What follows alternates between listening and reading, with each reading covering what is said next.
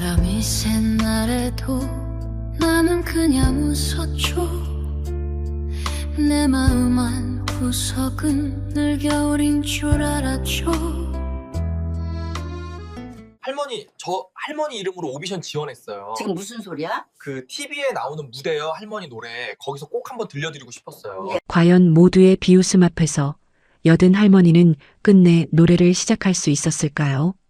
수님은 한동안 국자를 든 손을 내리지 못했습니다. 작은 부엌 안에는 멸치 육수 냄새가 퍼지고 있었고 가스불 위 냄비에서는 된장국이 낮게 끓고 있었지요. 방금 전까지도 평소와 다르지 않은 저녁이었습니다. 시장 국밥집 일을 마치고 돌아온 수님이 저녁상 준비를 하고 민수는 식탁 끝에 앉아 휴대전화만 만지작거리던 늘 있던 저녁이었지요. 그런데 민수 입에서 나온 한마디가 부엌 공기를 단숨에 바꿔놓았습니다. 수님은 천천히 국자를 내려놓고 손등으로 앞치마를 한번 쓸었습니다. 그리고 돌아서서 손자를 봤습니다. 너 지금 나 놀리는 거냐? 민수는 얼른 고개를 저었습니다. 아니에요, 할머니. 진짜예요. 접수도 됐고 예선 날짜도 떴어요. 예선은 무슨 예선이냐? 내가 거길 왜 나가? 수님 목소리는 크지 않았습니다. 그런데도 단단했습니다. 소리보다 기운이 먼저 느껴지는 말투였지요. 민수는 그 말투를 잘 알고 있었습니다. 괜히 더 밀어붙였다간 문이 완전히 닫혀버린다는 것도 알고 있었고요. 그래서 그는 서두르지 않고 휴대전화를 식탁 위에 올려놓았습니다. 화면에는 오디션 프로그램 이름과 지원 완료 문자, 예선 안내가 또렷하게 떠 있었습니다. 수님은 화면을 한번 흘겨보다가 바로 시선을 거뒀습니다. 지워라. 할머니, 일단 제 말 좀 끝까지 들어보세요. 들을 것도 없다. 나 같은 늙은이가 사람들 앞에 나가서 뭘 하냐? 그 말끝은 퉁명스러웠지만 그 안에 든 감정은 단순한 화가 아니었습니다. 당황도 있었고 민망함도 있었고 애써 덮어두고 살던 무언가를 갑자기 들킨 사람의 불편함도 묻어 있었지요. 수님은 다시 냄비 쪽으로 몸을 돌렸습니다. 국자로 국을 한번 저었지만 손길이 아까 같지 않았습니다. 이미 마음이 저기 가 있었습니다. 민수는 조심스럽게 의자를 당겨 앉았습니다. 할머니 등이 보였습니다. 젊을 때부터 그 등을 많이 봤습니다. 새벽마다 시장으로 나가던 등, 국밥집 주방에서 종일 서 있다가도 집에 와서 반찬을 만들던 등, 아픈 남편 병수발까지 하느라 늘 굽어있던 등이었지요. 민수는 어려서부터 그 등에 기대 자랐습니다. 부모 대신 할머니 손에서 큰 시간이 더 길었습니다. 그래서 누구보다도 잘 알았습니다. 수님이 힘든 날이면 꼭 노래를 흥얼거린다는 걸요. 설거지를 하다가도 그랬고 무 배추를 다듬다가도 그랬습니다. 비 오는 날 창문 닫다가도 그랬고 혼자 빨래를 널다가도 그랬지요. 아주 작게 정말 혼자만 들을 만큼 작게 부르는 소리였습니다. 처음엔 그저 버릇인 줄 알았습니다. 그런데 몇 달 전 민수는 우연히 그 노래를 끝까지 듣게 되었습니다. 늦은 밤이었습니다. 물을 마시러 나왔다가 부엌 문 앞에서 걸음을 멈췄지요. 불도 다 끈 부엌에서 수님은 창문 쪽을 보고 서 있었습니다. 그리고 민수는 그날 처음 알았습니다. 할머니가 그냥 콧노래를 흥얼거리는 사람이 아니라는 걸요. 목소리 안에 긴 세월이 들어있었고 참은 날들이 들어있었고 누구에게도 말하지 못한 서러움이 들어있었습니다. 노래 한 곡이 끝났을 때 민수는 한동안 그 자리에서 움직이지 못했습니다. 그날 이후 마음이 계속 남았습니다. 저 목소리를 왜 평생 부엌 안에만 두고 살았을까? 저렇게 부를 수 있는 사람이 왜 평생 사람들 앞에서는 단 한 번도 안 불렀을까? 민수는 그 생각을 버리지 못했습니다. 결국 고민 끝에 지원서를 넣었습니다. 무모한 짓인지 알면서도 그랬습니다. 늦었다는 말로만 끝내기엔 수님 목소리가 너무 아까웠기 때문입니다. 할머니, 민수가 다시 불렀습니다. 수님은 대답 대신 냄비불을 줄였습니다. 그래도 듣고 있다는 건 알 수 있었습니다. 저 어릴 때부터 들었어요. 할머니가 혼자 노래하는 거. 수님 손이 그제야 멈췄습니다. 민수는 조금 더 낮은 목소리로 말을 이었습니다. 처음엔 그냥 흥얼거리는 줄 알았어요. 그런데 아니더라고요. 할머니는 진짜 노래를 품고 사는 사람이더라고요. 수님은 천천히 몸을 돌렸습니다. 눈빛이 전보다 복잡해져 있었습니다. 그걸 내가 왜 듣고 있었니? 들으려고 들은 건 아니에요. 우연히 들었어요. 근데 들으면 안 되는 걸 들었다기보다 아무도 모르게 끝나면 안 되겠다는 생각이 먼저 들었어요. 수님은 헛웃음 비슷한 숨을 내뱉었습니다. 민수야, 사람은 제 나이에 맞게 살아야 한다. 내 나이가 몇인데 오디션이냐? 80이라서 더 해야죠. 뭐? 80이라서요. 이제라도 한 번은 할머니 이름으로 불러야죠. 맨날 누구 엄마, 누구 아내, 누구 할머니로만 살았잖아요. 그 말이 떨어진 뒤 부엌이 잠깐 조용해졌습니다. 수님은 바로 대꾸하지 못했습니다. 남편 살아있을 때는 남편 병수발이 먼저였습니다. 자식들 어릴 땐 자식들 입에 밥 넣는 일이 먼저였고요. 자식들 다 키운 뒤엔 장사 미천 갚는 일이 먼저였습니다. 민수까지 떠안고 살게 된 뒤로는 그 아이 하나 사람 만드는 게 먼저였지요. 그 긴 세월 동안 수님은 자기 이름으로 뭔가를 해본 적이 거의 없었습니다. 그 사실을 민수 입으로 들으니 수님 얼굴에 잠깐 설명하기 어려운 빛이 스쳤습니다. 서운함도 아닌데 아픈 표정, 민망한데도 쉽게 웃을 수 없는 표정이었지요. 그런 소리 하지 마라. 왜요? 괜히 사람 마음 건드리지 말고. 나 그런 사람 아니다. 어떤 사람이요? 무대 같은 데 올라가서 박수 받을 사람. 민수는 바로 대답하지 않았습니다. 대신 식탁 옆에 놓인 오래된 라디오를 한번 봤습니다. 도장처럼 다른 버튼, 테이프로 붙인 금간 부분, 그리고 그 옆에 놓인 수님의 돋보기까지 그 모든 것이 수님이 살아온 시간 같았습니다. 오래 썼고 달았고 그래도 버리지 못한 것들 말입니다. 할머니, 민수가 다시 조심스럽게 불렀습니다. 저는요, 그날 처음 들었어요. 할머니가 한 곡 끝까지 부르는 거. 수님 눈썹이 미세하게 흔들렸습니다. 노래가 끝났는데도 한동안 못 움직였어요. 그냥 잘 부른다가 아니라 너무 오래 참은 사람이 부르는 소리 같았어요.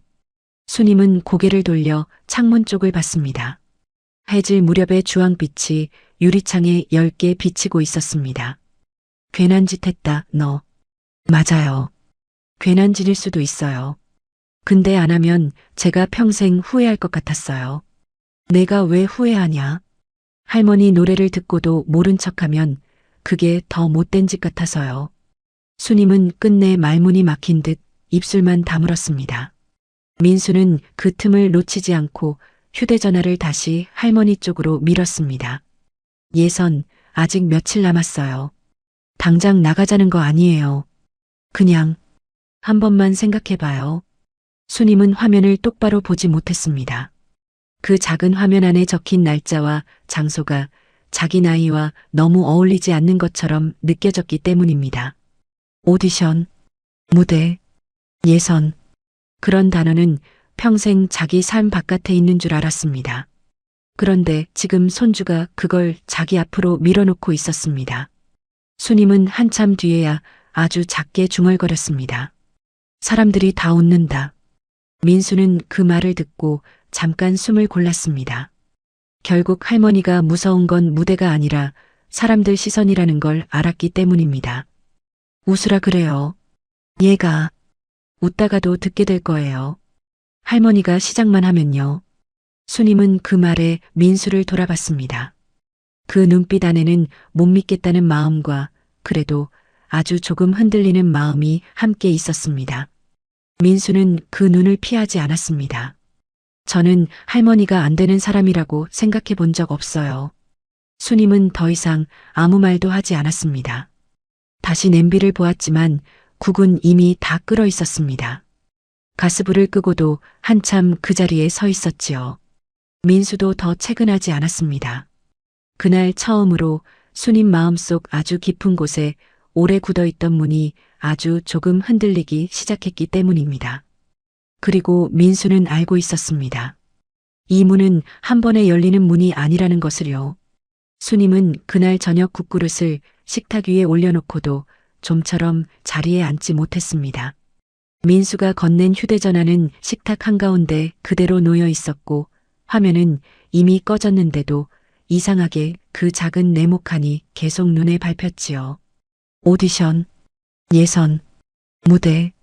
수님 평생과는 아무 상관없던 말들이 갑자기 저녁 밥상 위에 올라와 있는 기분이었습니다. 민수는 할머니 눈치를 보며 밥숟가락을 들었다 놨다 했습니다. 아까보다 더 말을 아끼는 얼굴이었지요. 밀어붙이면 안 된다는 걸 아는 사람의 표정이었습니다. 수님은 그런 손자를 한번 보고는 된장국 그릇을 민수 쪽으로 밀어주었습니다. 식기 전에 먹어라. 말은 평소와 다르지 않았지만 민수는 그 한마디 안에 아직 대화가 끝난 게 아니라는 걸 느꼈습니다. 그래서 그는 일부러 오디션 이야기를 다시 꺼내지 않았습니다. 그저 밥을 한 숟갈 뜨고 국을 조금 마시고 반찬을 할머니 쪽으로 밀어드리는 데만 집중했지요. 그런데도 수님 손은 평소보다 느렸습니다. 젓가락으로 멸치볶음을 집다가도 잠깐 멈추고 밥을 뜨다가도 괜히 허공을 보는 일이 잦았습니다. 민수는 그런 할머니를 보며 어쩌면 오늘 처음으로 자기 말이 정말 할머니 마음 어디 한 구석을 건드렸는지도 모르겠다는 생각을 했습니다. 수님은 밥을 다 먹고 나서도 한동안 식탁을 떠나지 않았습니다. 그러다가 벼랑간 혼잣말처럼 낮게 말했지요. 그걸 언제 넣었냐? 민수는 얼른 자세를 고쳐 앉았습니다. 한 달쯤 됐어요. 한 달? 네. 방송 보고 그냥 넣은 건 아니고요. 오래 생각했어요. 수님은 짧게 혀를 찼습니다. 오래 생각할 걸 그딴 데다 썼구나. 말은 퉁명스러웠지만 민수는 더 이상 그 말투에 겁먹지 않았습니다. 아예 잘라버리려는 마음만은 아니라는 걸 이제는 알 수 있었기 때문입니다. 할머니, 민수가 조심스럽게 불렀습니다. 그날 이후로 계속 생각했어요. 무슨 날? 수님은 알면서도 모른 척 묻는 얼굴이었습니다. 민수는 잠깐 숨을 고르고 말을 이었습니다. 비 오던 날이요. 제가 늦게 들어왔던 날. 그 말을 듣는 순간 수님 눈빛이 아주 잠깐 흔들렸습니다. 그날은 수님도 기억하고 있었습니다. 비가 하루 종일 질척하게 내리던 날이었고 장사도 영 시원찮아서 몸도 마음도 다 축 처져 있던 날이었지요. 민수는 그날 저녁 아르바이트를 마치고 늦게 들어왔습니다. 수님은 손자가 밥은 먹었는지 젖은 옷은 갈아입었는지 묻고 싶었지만 괜히 입이 떨어지지 않았습니다. 그날따라 유난히 숨이 차고 가슴이 먹먹해서 말수를 줄이고 있었기 때문이었습니다. 민수는 그날을 떠올리며 천천히 말을 이어갔습니다. 할머니가 제가 들어온 줄 모르는 줄 알았어요. 수님은 대꾸하지 않았습니다. 민수는 기억나는 그대로 말했습니다. 부엌불도 안 켜고 계셨잖아요. 창문 앞에 그냥 가만히 서서요. 그날 민수는 운동화 젖은 채 현관에 들어섰다가 부엌 쪽에서 아주 작은 소리를 들었습니다. 처음엔 라디오가 켜져 있는 줄 알았습니다. 그런데 아니었지요. 라디오도 없었고 텔레비전도 꺼져 있었고 어둑한 부엌 안에서 창문 쪽을 보고 선 사람은 수님 하나뿐이었습니다. 그리고 그 목소리는 분명 수님 목소리였습니다. 아주 작고 아주 낮았지만 한 번 들으면 귀를 떼기 어려운 목소리였지요. 민수는 그 자리에서 움직이지 못했습니다. 할머니가 늘 흥얼거린다는 건 알았습니다. 설거지하다가 김치통 정리하다가 무 다듬다가 힘든 날이면 꼭 아주 작게 노래를 붙인다는 것도 익숙하게 알고 있었지요. 그런데 그날은 달랐습니다. 끊어지는 콧노래가 아니라 처음부터 끝까지 마음을 쏟아넣는 한 곡이었습니다. 마치 누구한테 들려주려는 것도 아니고 누가 알아주길 바라는 것도 아니고 그저 너무 오래 삼켜온 것이 그날만큼은 혼자 있을 때 밖으로 새어나온 것 같았습니다. 민수는 그때 처음으로 느꼈습니다. 할머니가 노래를 좋아하는 게 아니라 어쩌면 노래로 평생 자기 마음을 버텨온 사람일지도 모른다는 거리요. 수님은 손끝으로 식탁 모서리를 천천히 문질렀습니다. 오래된 식탁 가장자리는 반질반질하게 닳아 있었습니다. 그 다른 부분처럼 민수 말도 괜히 마음을 쓸고 지나가는 듯 했지요. 그걸 다 들었냐? 수님 목소리는 전보다 작아졌습니다. 민수는 고개를 끄덕였습니다. 끝까지 들었어요. 왜 가만히 있었니? 들어가면 안 될 것 같았어요. 그때는 그냥 그런 느낌이었어요. 수님은 시선을 밥그릇 쪽으로 내렸습니다. 다 비운 밥그릇 바닥에 밥풀이 두어 알붙어 있었고 된장국 위에는 식은 기름이 얇게 맺혀 있었지요. 그런 사소한 것들이 괜히 더 선명하게 보일 만큼 마음은 어딘가 멀리 가 있었습니다. 젊을 때는 수님이 뜬금없이 말을 꺼냈습니다. 민수는 바로 고개를 들었습니다. 수님은 정면을 보지 않은 채 천천히 말을 이었습니다. 젊을 때는 노래가 하고 싶다는 생각도 했지. 민수는 아무 말도 하지 않았습니다. 괜히 한마디라도 얹었다가 그 뒤로 이어질 이야기가 끊길까봐 조심스러웠기 때문입니다. 수님은 눈을 한번 감았다 뜨며 낮게 웃었습니다. 웃음이라기보다 지나간 자기 마음이 우스운 사람처럼 내뱉는 바람 같은 소리였지요. 어릴 땐 동네 잔치만 열리면 내가 앞에 나갔다. 목청 좋다고 흥 좋다고 노래 한번 해보라고들 했어. 민수는 처음 듣는 이야기였습니다. 할머니 입에서 어릴 때 앞에 나갔다 같은 말이 나오는 것 자체가 낯설 정도였지요. 수님에게는 늘 지금의 할머니 모습만 있었고 그 이전에 누군가의 딸이었고 처녀였고 남들 앞에 나서던 사람이었다는 사실을 민수는 생각해 본 적이 많지 않았습니다. 그런데 사람 사는 게 마음대로 되나? 집안 형편 안 좋지, 밑에 동생들 챙겨야지, 그러다 시집 오고 애 낳고 장사하고 병수발하고 그러고 나면 노래 같은 건 자꾸 뒤로 밀리더라. 수님은 담담하게 말했지만 그 담담함이 오히려 더 길게 남았습니다. 억울하다고 말하지도 않았고 후회한다고도 하지 않았습니다. 그저 세월이 그랬다고 자기 몫이 늘 그랬다고 말하는 사람의 힘없는 단정이 있었지요. 민수는 그 말이 더 아팠습니다. 하고 싶었는데 못했다는 말보다 살다 보니 그냥 뒤로 밀렸다는 말이 더 슬프게 들렸기 때문입니다. 할머니는 왜 한 번도 안 했어요? 민수가 조심스럽게 물었습니다. 뭘? 노래요. 사람들 앞에서. 수님은 잠깐 민수를 봤다가 다시 고개를 돌렸습니다. 사람이 제 살림도 제대로 못 꾸리면서 무슨 노래냐?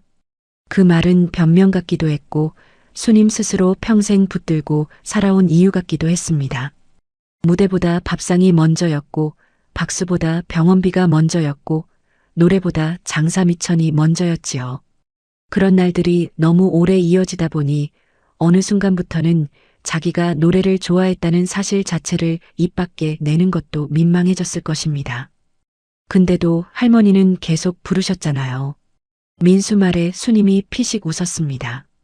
계속은 무슨, 그냥 혼자 입버릇처럼 그런 거지. 안 해요.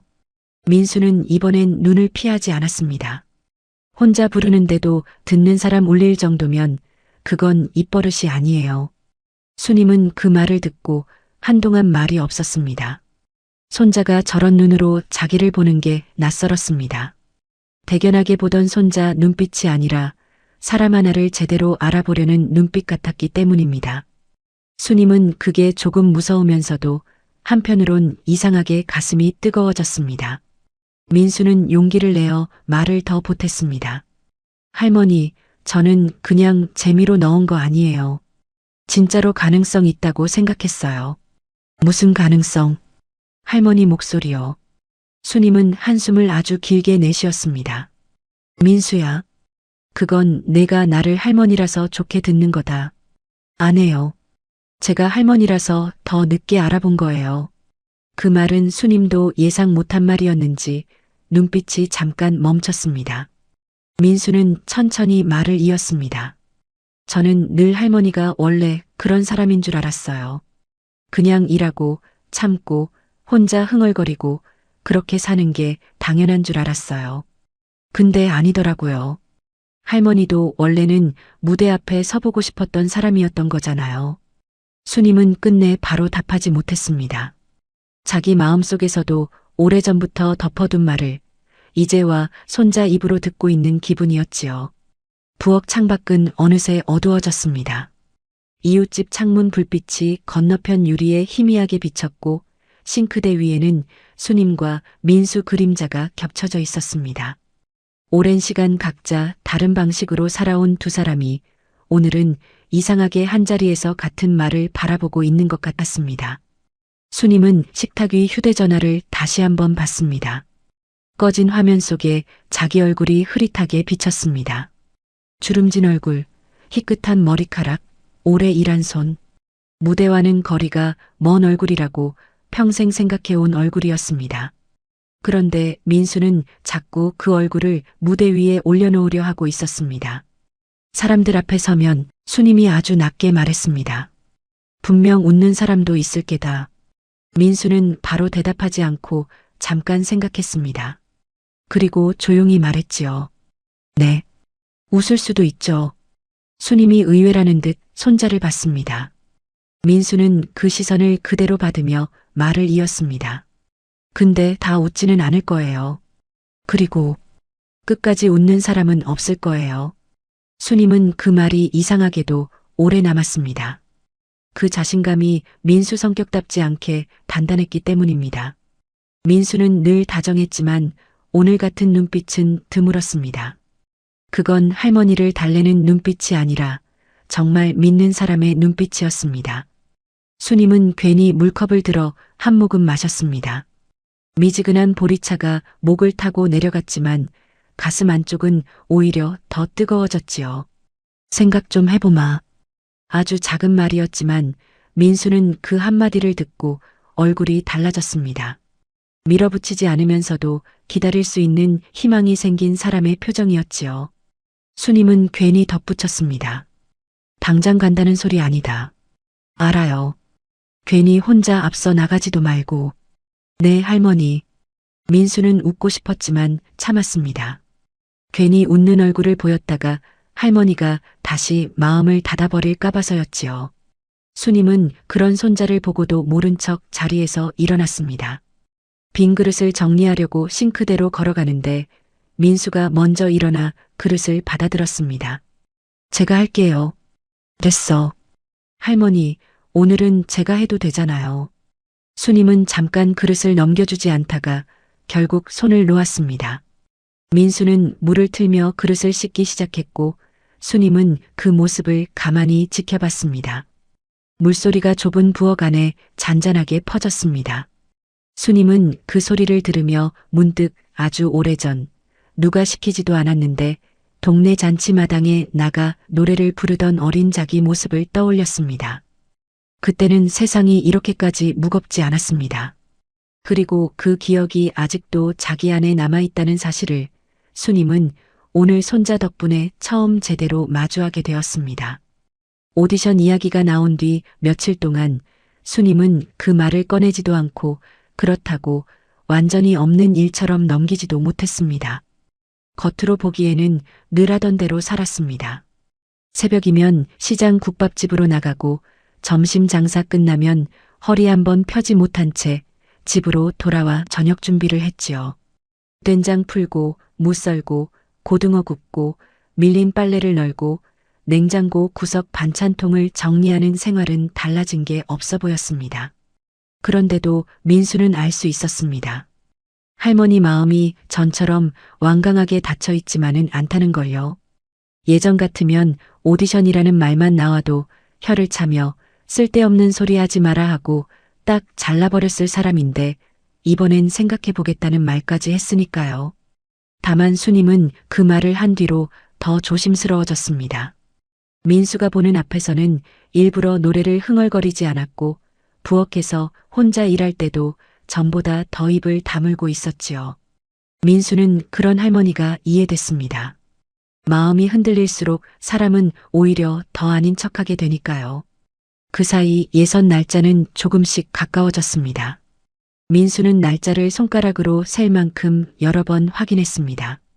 괜히 먼저 입 밖에 꺼냈다가 할머니 마음이 다시 굳을까봐 말을 아끼면서도 속으로는 하루가 갈수록 조급해졌지요. 예선 하루 전날 저녁 민수는 결국 더는 기다릴 수 없다는 걸 깨달았습니다. 수님은 평소처럼 저녁상을 치우고 걸레를 빨아 마루 끝에 널고 있었습니다. 손등은 붉게 튼 데다 군데군데 갈라져 있었고 굽은 허리를 잠깐 폈다가도 금세 다시 숙였지요. 민수는 그 등을 한참 보다가 조심스럽게 불렀습니다. 할머니, 왜 그러냐? 내일이에요. 수님은 걸레를 짜던 손을 멈췄습니다. 굳이 다시 묻지 않아도 무슨 뜻인지 아는 표정이었지요. 알고 있다. 짧은 대답이었지만 민수는 그 말이 더 무겁게 들렸습니다. 정말 모르쇠로 넘긴 게 아니라 계속 알고 있었고 계속 생각하고 있었다는 뜻이었으니까요. 민수는 마루 쪽으로 한 발 다가갔습니다. 할머니, 진짜 싫으시면 안 가도 돼요. 수님은 그 말에 바로 고개를 들었습니다. 민수는 애써 웃어 보였습니다.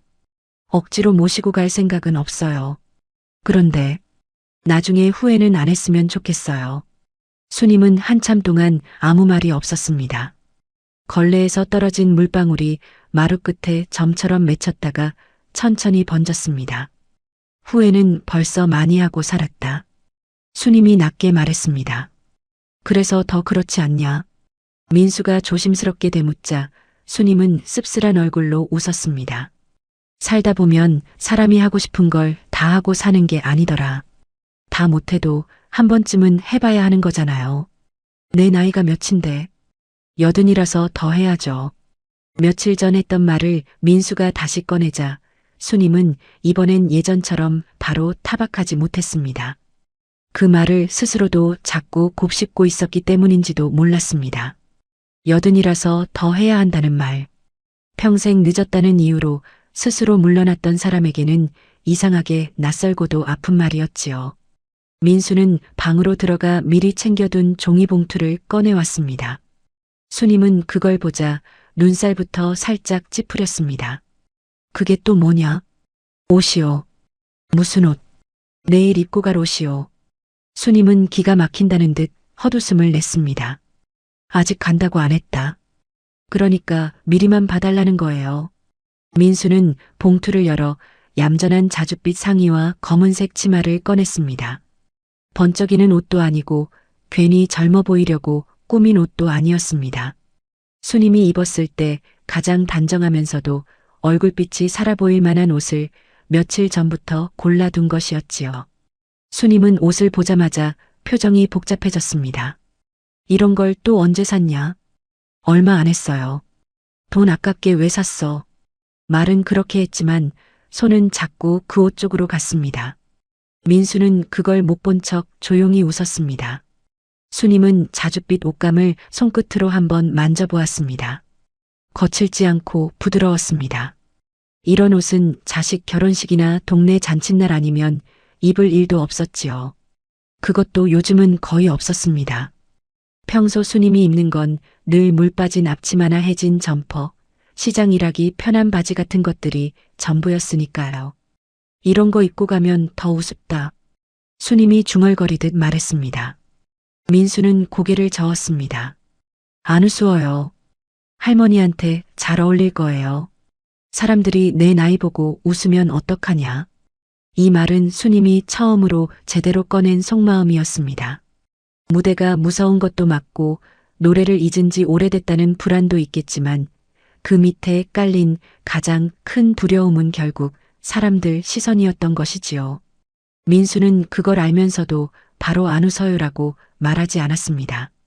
그건 오히려 진심이 덜한 위로처럼 들릴 수 있다는 걸 알았기 때문입니다. 웃을 수도 있죠. 민수가 조용히 말했습니다. 수님은 그 대답에 눈을 들었습니다. 민수는 담담하게 말을 이었습니다. 처음엔 웃을 수도 있어요. 근데 끝까지 웃진 못할 거예요. 수님은 그 말을 듣고 오래 침묵했습니다. 민수는 괜히 더 보태지 않았습니다. 대신 옷을 식탁 위에 반듯하게 접어 올려두고 수님 앞에 작은 종이 한 장을 내밀었습니다. 예선장 주소와 시간, 준비 안내가 적힌 메모였습니다. 글씨는 또박또박했습니다. 내일 아침 제가 같이 가요. 일찍 가면 돼요. 사람 많기 전에 도착하면 덜 정신없고요. 수님은 메모를 들여다보다가 조용히 내려놓았습니다. 국밥집은 제가 이모님한테 미리 말씀드렸어요. 내일 하루만 쉬시라고. 수님 눈썹이 움찔했습니다. 너 참 별짓을 다 했다. 할머니가 안 가면 제가 욕먹죠 뭐. 민수가 일부러 웃으며 말했지만 수님은 웃지 않았습니다. 그 대신 눈가가 조금 붉어졌습니다. 자기 하나 움직이겠다고 누군가는 국밥집에 말까지 해두고 누군가는 옷을 사고 누군가는 시간을 비워 곁에 서겠다고 하는 일이 평생 없었던 건 아니지만 이상하게 이번엔 더 크게 다가왔습니다. 그동안 수님은 늘 남을 위해 움직이는 쪽이었지 누가 자기를 위해 이렇게 미리 길을 닦아두는 쪽은 아니었으니까요.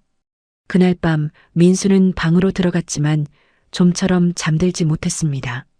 할머니가 과연 내일 아침 정말 따라 나설지 확신할 수 없었기 때문입니다.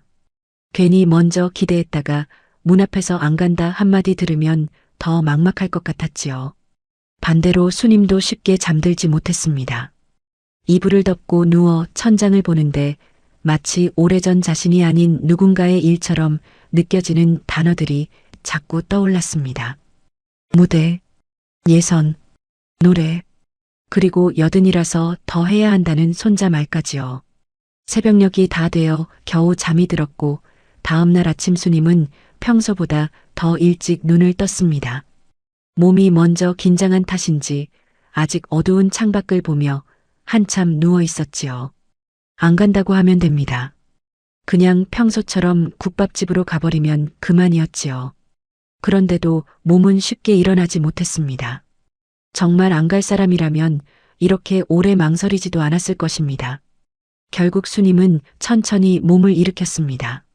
찬물로 얼굴을 씻고 서랍 깊숙이 넣어둔 빗으로 흰머리를 가지런히 넘겼습니다. 그리고 식탁 위에 반듯하게 놓여있는 자줏빛 옷을 한참 바라봤습니다. 민수는 인기척에 방문을 열고 나왔다가 그 장면을 보고 그대로 멈췄습니다. 수님은 민수를 보지 않은 채 물었습니다. 이거 진짜 안 이상하겠냐? 민수는 그 한마디를 듣는 순간 얼굴이 확 밝아졌지만 일부러 크게 티내지는 않았습니다. 괜히 그 기색 하나에 할머니가 다시 마음을 거둘 수도 있으니까요. 안 이상해요. 할머니한테 딱이에요. 수님은 한숨인지 웃음인지 모를 숨을 길게 뱉었습니다. 가서 망신이나 안 당하면 다행이지. 망신 안 당해요. 어찌 그리 쉽게 말하냐. 할머니 노래 들어본 사람이니까요. 수님은 더 말하지 못했습니다.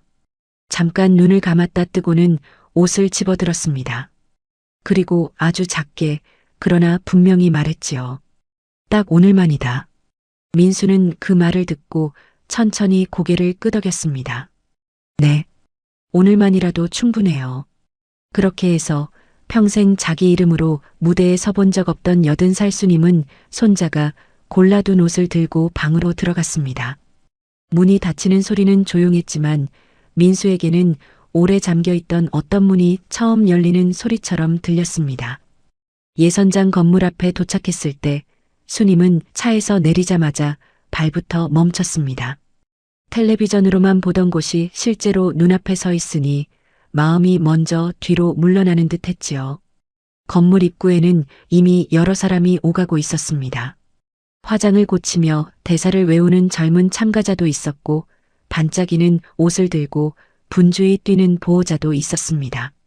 누군가는 목을 풀고 있었고 누군가는 휴대전화로 자기 노래를 다시 틀어보며 입술만 달싹이고 있었지요.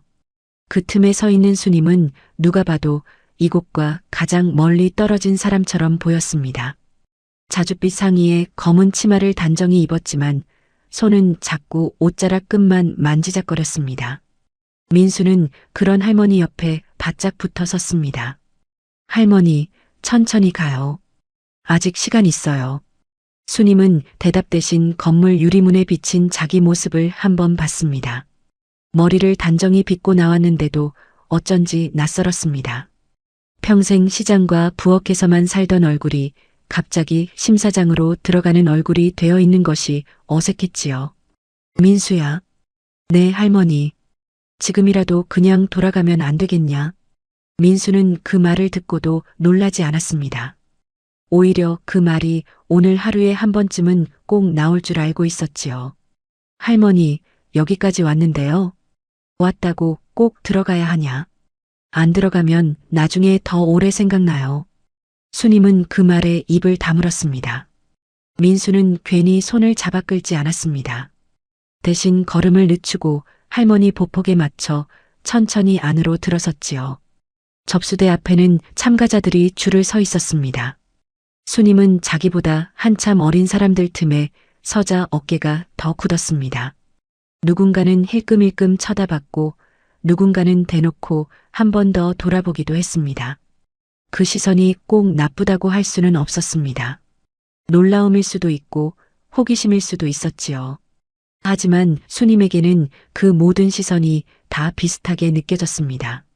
내가 여기 왜 서 있나? 그런 말을 대신하는 눈빛처럼 보였기 때문입니다.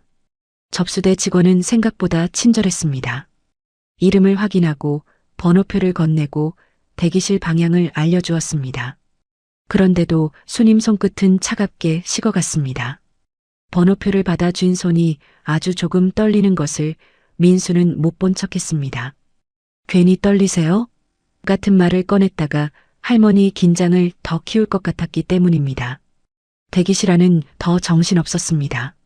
누군가는 악보를 보고 있었고 누군가는 거울 앞에서 표정을 연습하고 있었으며 누군가는 보호자와 마지막으로 곡 순서를 확인하고 있었지요. 그 안에서 수님은 더욱 작아지는 기분이 들었습니다. 민수는 한쪽 구석 빈 의자를 찾아 할머니를 앉혔습니다. 수님은 앉자마자 가방끈을 두 손으로 꼭 쥐었습니다. 마치 그 끈을 놓치면 자기도 이 자리에서 미끄러질 것 같은 모습이었지요. 잠시 뒤 옆자리에 앉아있던 중년 여성이 수님을 한번 보고는 웃듯 말했습니다. 어머니도 참가하세요? 아기는 없어 보였지만 그 말 뒤에 붙은 놀라움은 숨겨지지 않았습니다. 수님은 짧게 고개를 끄덕였습니다. 예, 대단하시네. 저는 우리 엄마 같으면 절대 안 나온다 할 텐데. 그 말에 맞은편 젊은 참가자가 작게 웃었습니다. 여긴 진짜 별별 사람이 다 나오네요. 작은 소리였지만 조용한 귀에는 더 잘 박히는 법입니다. 민수 얼굴이 굳었습니다. 당장 뭐라고 한마디 하고 싶었지만 먼저 반응하는 순간 오히려 수님이 더 민망해질까봐 입을 다물었지요. 수님은 못 들은 척 시선을 바닥으로 내렸습니다. 그런데 민수는 알 수 있었습니다. 할머니 손끝이 조금 더 힘을 주어 가방끈을 쥐고 있다는 것을요. 몇 초쯤 지났을까요? 수님이 아주 낮게 말했습니다. 거봐라. 괜히 왔다. 민수는 의자를 바짝 당겨 앉았습니다. 할머니, 나가자. 아직 늦지 않았다. 할머니, 저 사람들 말 때문에요? 그럼 뭐 때문에겠냐? 내가 여기 어울리기나 하냐? 수님 목소리는 화난 사람보다 지친 사람에 가까웠습니다. 처음부터 무대가 무서운 것보다 자기가 이 자리에 맞지 않는다는 생각이 더 사람을 꺾는 법이지요. 민수는 잠깐 아무 말도 하지 않았습니다. 어설픈 위로보다 더 필요한 말이 뭔지 고르고 있었기 때문입니다. 그리고 아주 천천히 입을 열었습니다. 할머니, 저 사람들은 할머니 노래 못 들어봤잖아요. 수님은 여전히 바닥만 봤습니다. 민수는 말을 이었습니다. 저는 들었어요. 그래서 여기 데리고 온 거예요. 그거야 내가 나를 좋게 보니까 그렇지. 안 해요. 민수 대답은 생각보다 빨랐습니다. 제가 처음 들었을 때도 똑같이 놀랐어요. 수님이 그제야 민수를 돌아봤습니다. 민수는 할머니 눈을 피하지 않았습니다. 평소 할머니 목소리랑 달랐어요. 수님 눈썹이 미세하게 움직였습니다. 민수는 그날 밤을 떠올리며 더 또렷하게 말했습니다. 부엌에서 혼자 끝까지 부르던 그날이요. 할머니 목소리가 이상했어요. 아니, 이상한 게 아니라 민수는 적당한 말을 찾다가 솔직한 쪽을 택했습니다. 30년은 젊은 목소리 같았어요. 수님은 예상 못한 말을 들은 사람처럼 눈빛이 잠깐 멈췄습니다. 민수는 조금 웃으며 덧붙였습니다. 진짜예요. 낮에 장사 끝내고 힘들다고 말씀하실 때 목소리 있잖아요. 그거랑 전혀 달랐어요. 노래 시작하니까 목소리가 갑자기 젊어졌어요. 숨도 달라지고 눈빛도 달라지고요.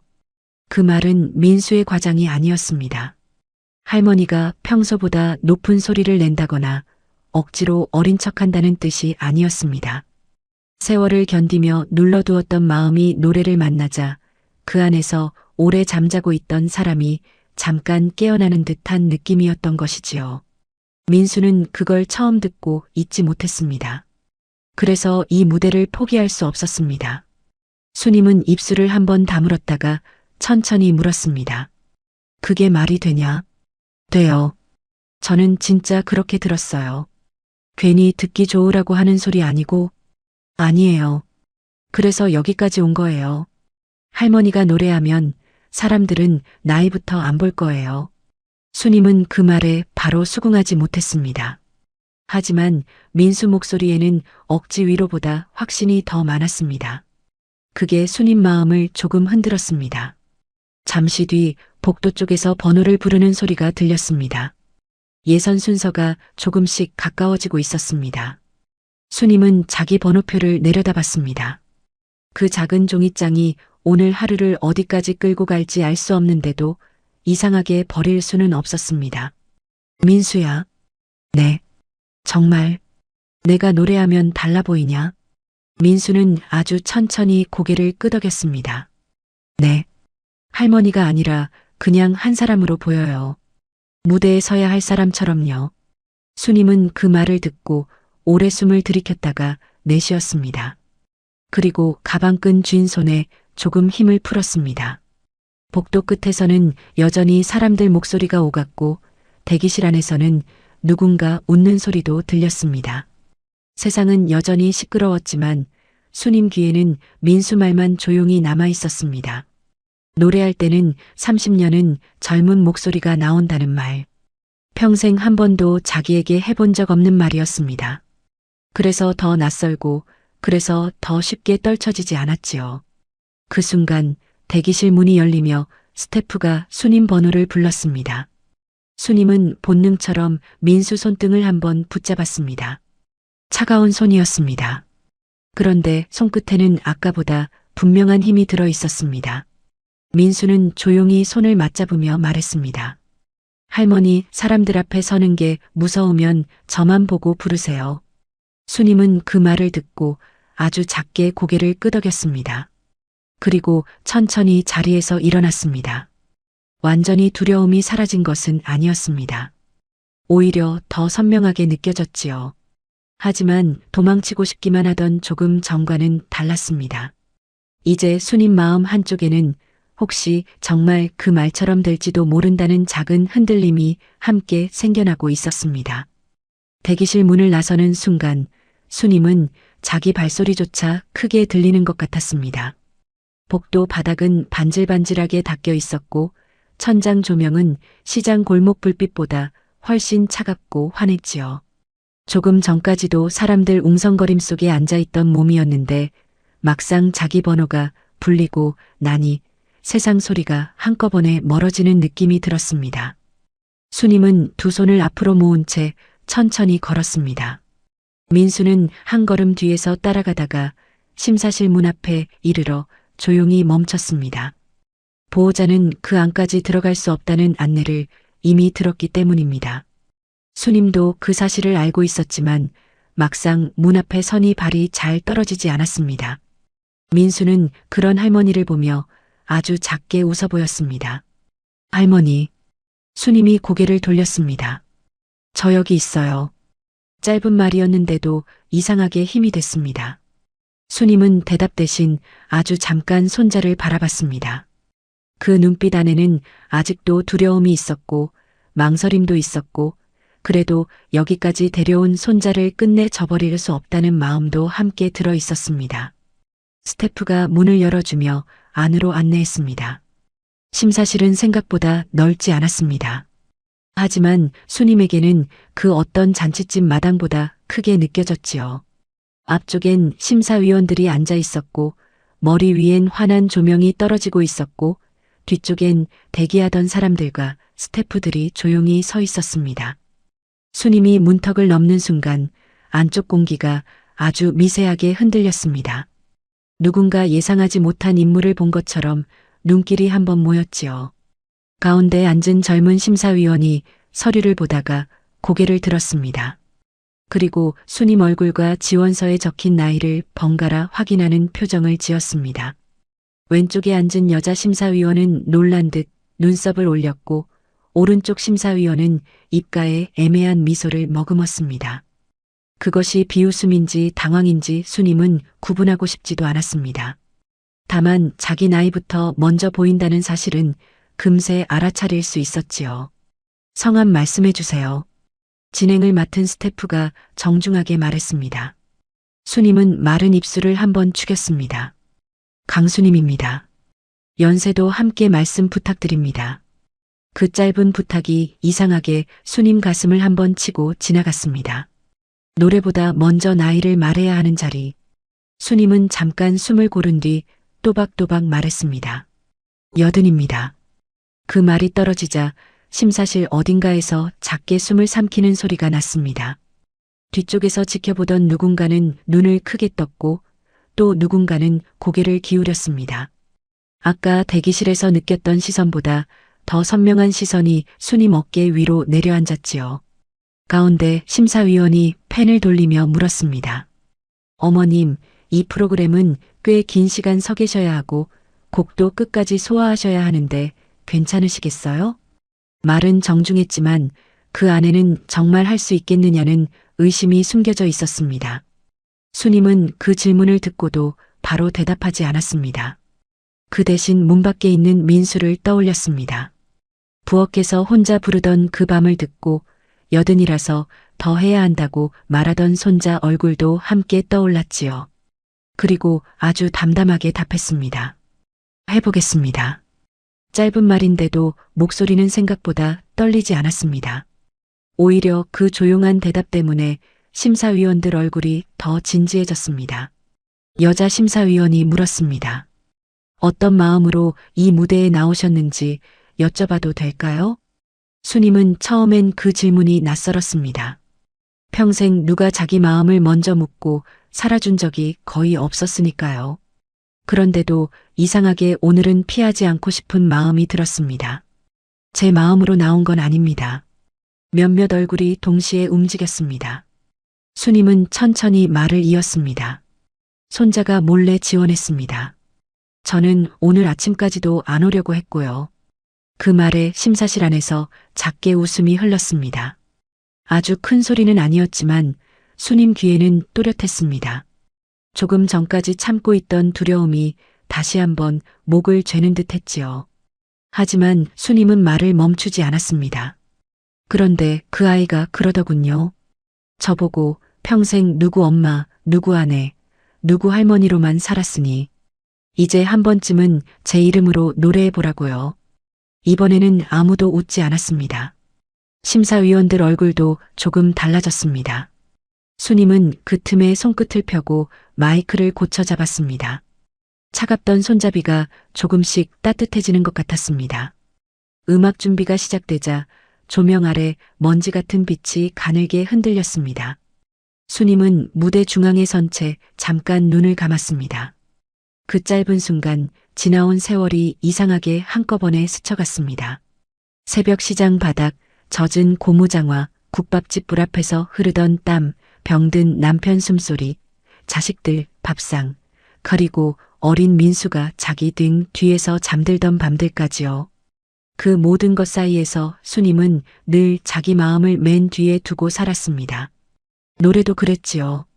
부르고 싶은 날이 없었던 것은 아니었습니다. 남들 앞에 서보고 싶은 마음이 없었던 것도 아니었고요. 다만 늘 더 급한 일이 있었고 더 먼저 챙겨야 할 사람이 있었고 그러다 보니 자기 차례는 늘 오지 않는 줄 알고 살아왔습니다. 그런데 오늘 80이 다 된 지금 그 자기 차례라는 것이 정말로 문 앞까지 와 있는 기분이 들었습니다.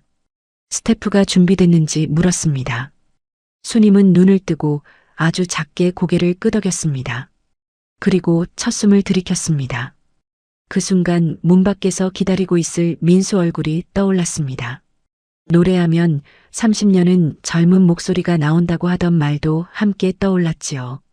수님은 속으로 짧게 중얼거렸습니다. 30년까지는 모르겠다. 그래도 오늘만은 내 목소리로 부르자. 그리고 마침내 입을 열었습니다. 전체 한 곡.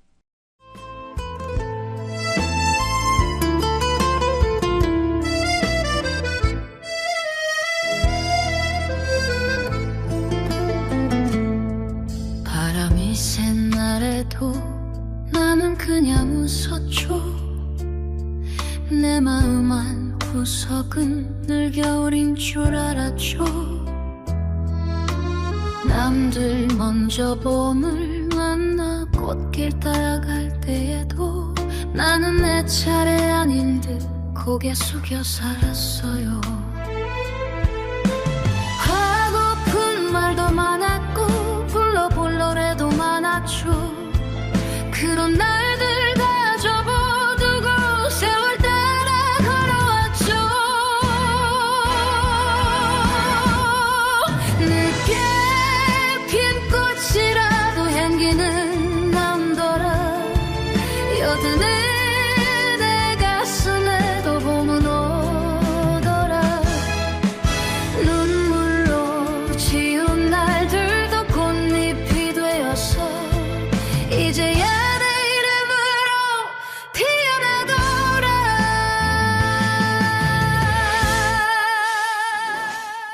첫 소절이 흘러나가자 심사실 공기가 아주 미세하게 달라졌습니다. 수님은 처음엔 자기 목소리가 어떻게 들리는지조차 알 수 없었습니다. 긴장 때문에 귀안이 울리고 심장이 더 크게 뛰는 것 같았으니까요. 그런데 한 줄, 두 줄 이어질수록 이상하게 몸이 먼저 기억해냈습니다. 어릴 적 마당에서 불렀던 날, 혼자 부엌에서 가만히 흥얼거리던 밤, 누구도 듣지 않을 거라 생각하고 숨처럼 내보냈던 그 수많은 순간들이 한꺼번에 목 안에서 길을 찾아주는 듯 했습니다. 수님의 목소리는 평소처럼 거칠지 않았습니다. 장사 끝난 뒤 지친 숨도 아니었고 허리 아프다며 중얼거리는 생활의 목소리도 아니었지요. 세월이 다 깎아놓은 줄 알았던 맑은 결이 노래 안에서는 신기할 만큼 고스란히 살아있었습니다. 민수가 말했던 그 느낌이 바로 이런 것이었을지도 몰랐습니다. 30년 젊어진다는 말이 허풍처럼 들렸지만 적어도 지금 이 순간 수님 목소리는 80살의 체년보다는 훨씬 젊고 고닫습니다. 후렴으로 넘어가자 수님은 더 이상 심사위원 얼굴을 보지 않았습니다. 누가 어떤 표정을 짓는지, 누가 처음에 웃었는지, 누가 아직도 반신반의하는지 따질 마음이 사라졌기 때문입니다. 지금은 오직 노래만 끝까지 부르는 일이 중요했습니다. 너무 늦었다고만 생각했던 마음이 정말 아직 남아있는지 오늘 이 자리에서 자기 자신에게 먼저 확인하고 싶었지요. 수님은 후렴 첫 줄을 똑바로 내보냈습니다. 그리고 두 번째 줄을 부를 때는 스스로도 놀랄 만큼 가슴이 뜨거워졌습니다. 그동안 한 번도 자기 이름으로 살아보지 못한 시간들이 이제야 비로소 목소리를 얻는 느낌이었습니다. 심사위원들 얼굴도 어느새 변해 있었습니다. 펜을 돌리던 손은 멈췄고 서류를 보던 눈도 수님에게로 완전히 옮겨와 있었지요. 아까 질문하던 젊은 심사위원은 몸을 조금 앞으로 기울였고 여자 심사위원은 입술을 다문 채 수님을 바라보고 있었습니다. 처음에 의심이나 호기심 대신 이제는 무언가를 놓치지 않으려는 집중이 자리하고 있었습니다. 수님은 그 변화를 느끼면서도 노래를 놓치지 않았습니다. 오히려 그럴수록 더 담담하게, 더 곱게 불렀습니다. 울음을 섞지도 않았고 괜히 기교를 부리지도 않았습니다. 그저 살아온 세월을 있는 그대로 얹었을 뿐인데 그래서 더 아프게 들렸습니다. 마지막 구절을 부를 무렵에는 순임 눈가도 조금 젖어 있었습니다. 하지만 그 눈물은 서러움이라기보다 너무 오래 닫혀있던 문이 열릴 때 생기는 뜨거움에 가까웠습니다. 노래가 끝났을 때 심사실 안은 몇 초 동안 아주 조용했습니다. 그 침묵은 낯설지 않았습니다. 좋지 않을 때 흐르는 어색한 정적이 아니라 다들 방금 들은 것을 자기 안에서 한 번씩 더 받아들이는 침묵처럼 느껴졌지요. 순임은 마이크를 두 손으로 꼭 쥔 채 고개를 살짝 숙였습니다.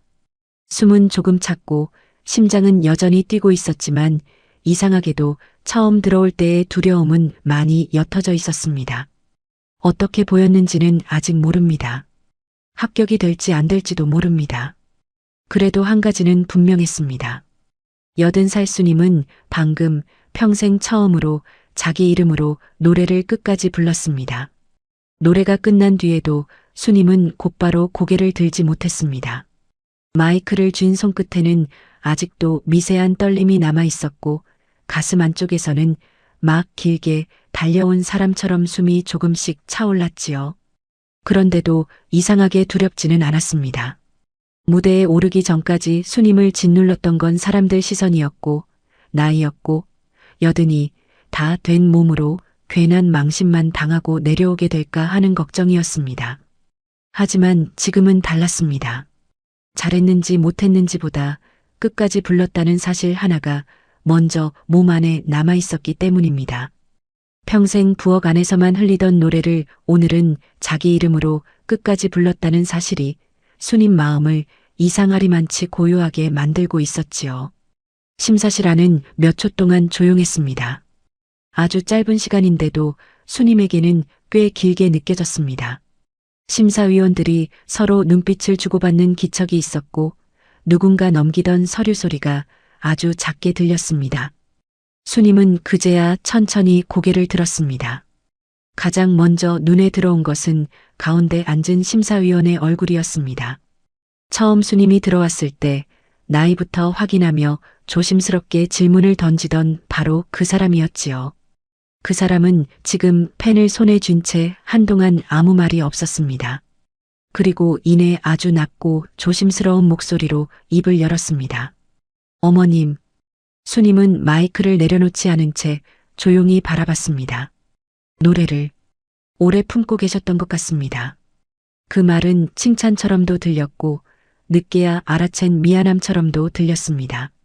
순임은 바로 대답하지 못했습니다.